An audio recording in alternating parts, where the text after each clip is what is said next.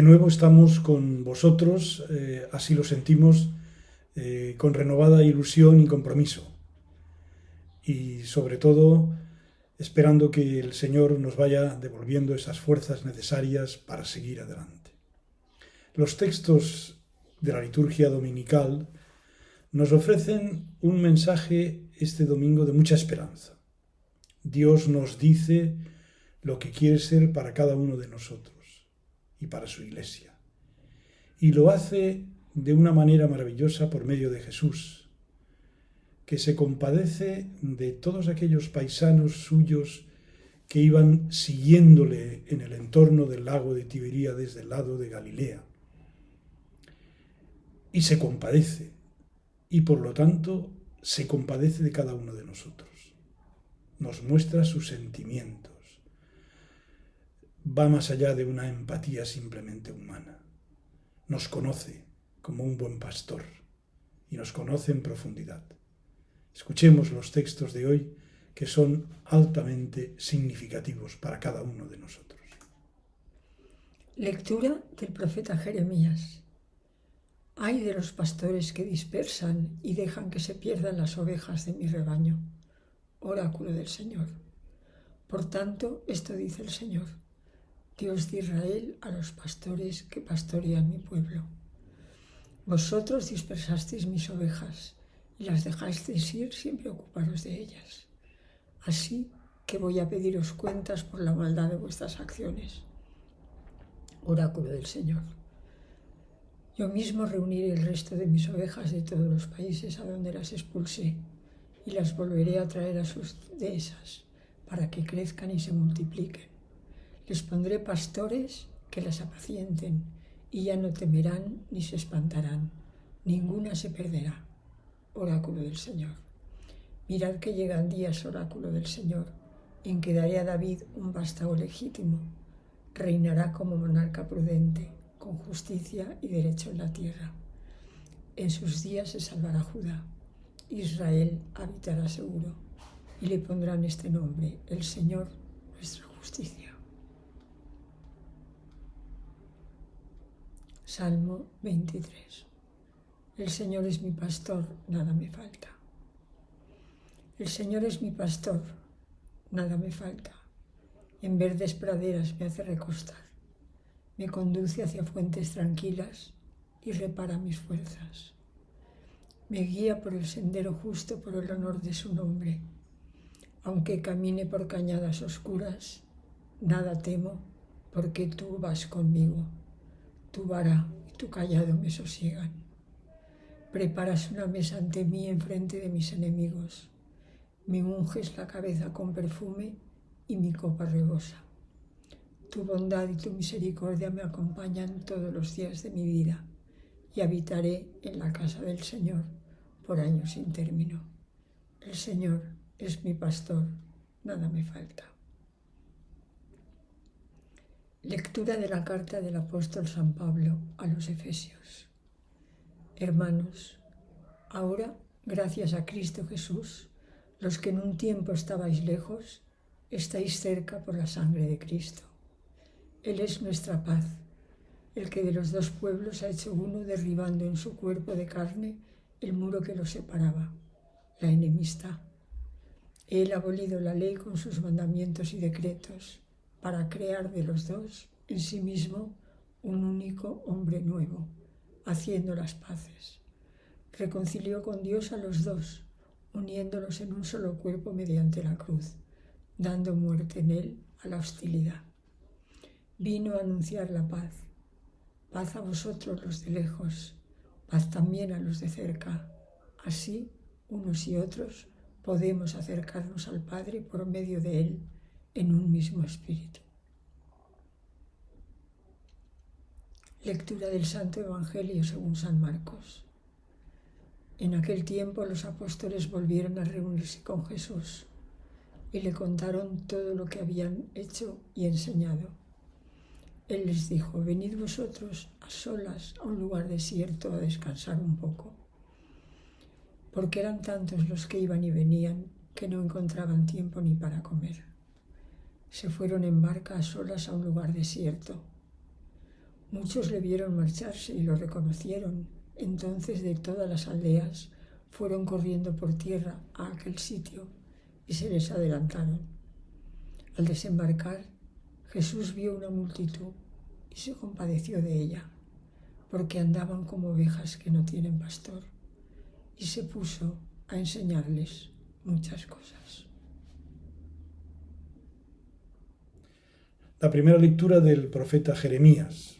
Jeremías es un profeta que aparece un siglo después de Isaías, sobre el 650 más o menos. Nació en Anatot, una pequeña aldea que se encuentra muy cerca de Jerusalén, de una familia sacerdotal. Y a Jeremías le tocó vivir el trágico período en que se preparó y consumó la ruina del reino de Judá, el reino del sur. Esta lectura es un texto referido justamente directamente a la casa de Judá, a la que el profeta juzga severamente. Por tanto, esto dice el Señor, Dios de Israel, a los pastores que pastorean a mi pueblo. Vosotros dispersasteis mis ovejas y las dejasteis ir sin preocuparos de ellas. Así que voy a pediros cuentas por la maldad de vuestras acciones, oráculo del Señor.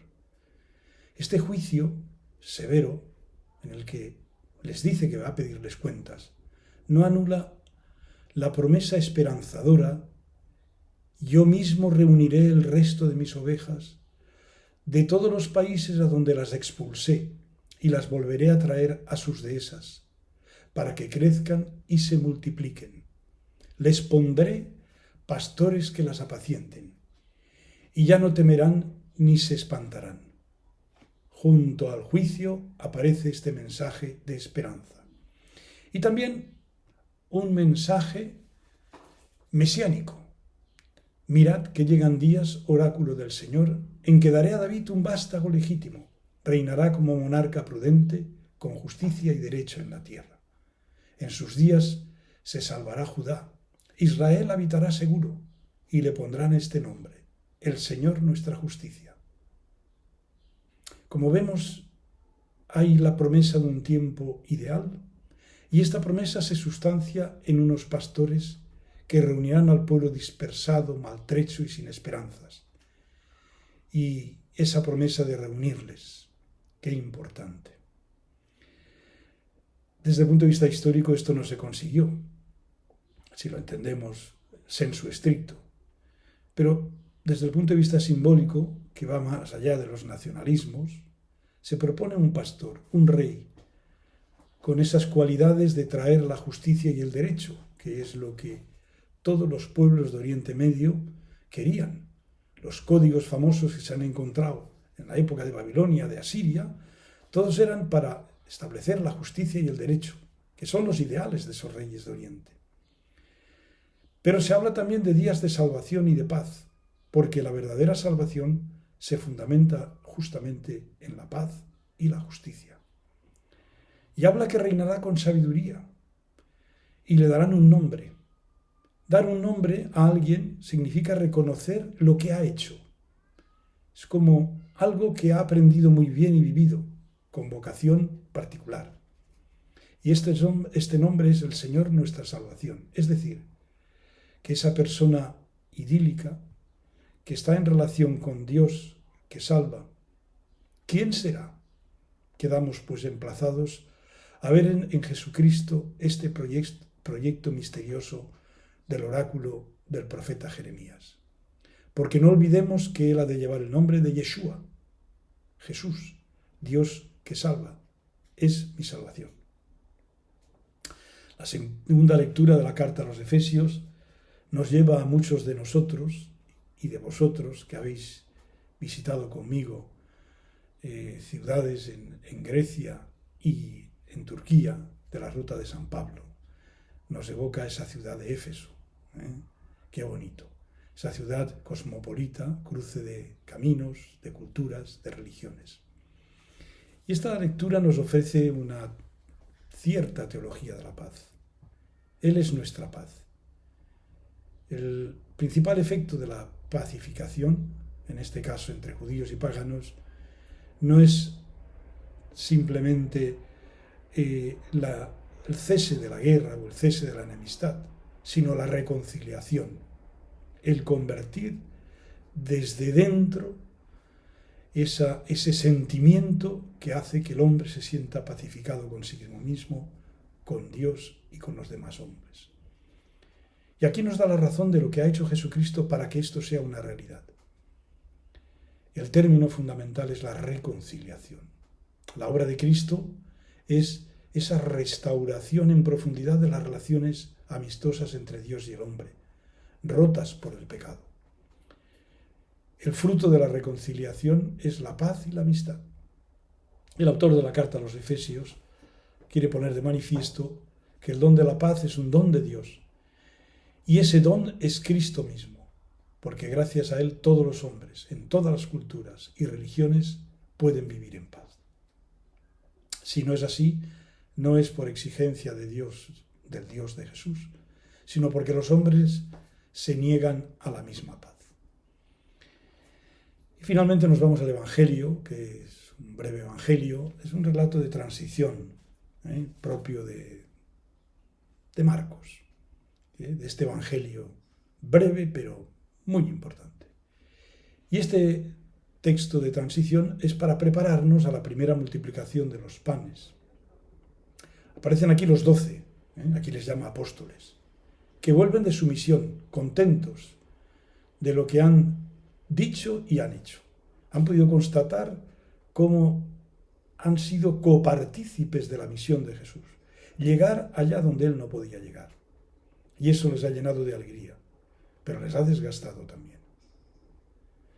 Por eso, en ese momento, por el desgaste que eso significa, y Jesús lo sabe muy bien, quiere compartir con ellos un lugar solitario, pero de pronto aparece la multitud y deben marchar en una barca. Qué paseo más bonito, recordáis, por el lago Tiberíades. Qué paseo más apasionante, sintiendo la presencia de Jesús y de sus apóstoles como ellos. Bueno, pues ellos, desgastados por esa misión, Jesús quiere llevarles, suben a la barca. Esa experiencia de la travesía, verdaderamente restauradora. Pero se asoma inmediatamente la multitud de nuevo, que quiere acercarse a Jesús y a los 12.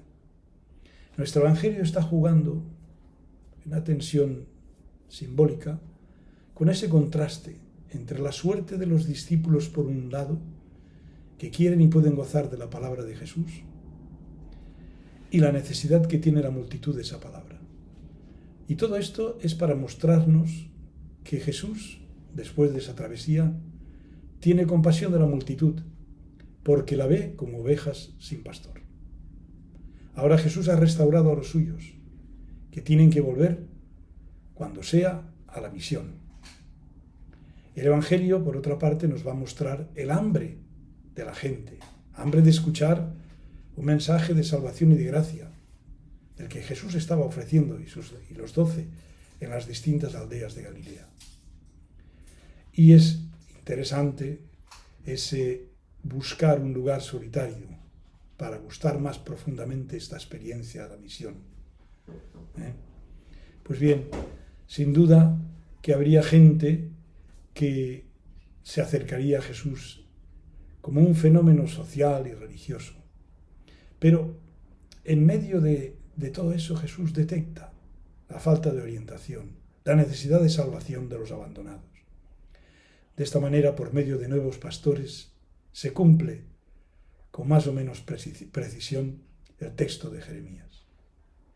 Por una parte los pastores, los apóstoles, por otra el pastor, el nuevo rey, del que parte el mensaje fundamental del reino. Mensaje fundamental del reino que va dirigido a todos aquellos que hoy se sienten abandonados. Tantas situaciones que conocemos cerca de nosotros que necesitan que nosotros seamos pastores para ellos, pastores que les conocen, que acercan la misericordia de Dios, que traducen esa actitud de compadecerse de Jesús, de la multitud. Nosotros tenemos también que compadecernos de todas esas personas que sufren a nuestro alrededor. Un saludo y si Dios quiere nos seguiremos viendo más domingos. Hasta pronto. Jeremías nos habla de responsabilidad. ¿Quiénes son las ovejas a los que nos hemos de dedicar? Hermanos, hijos, compañeros, ¿cómo nos ocupamos de ellos? ¿Les hablamos o les dejamos estar? Por vergüenza, pereza, Dios nos los encomienda, pero no les abandona.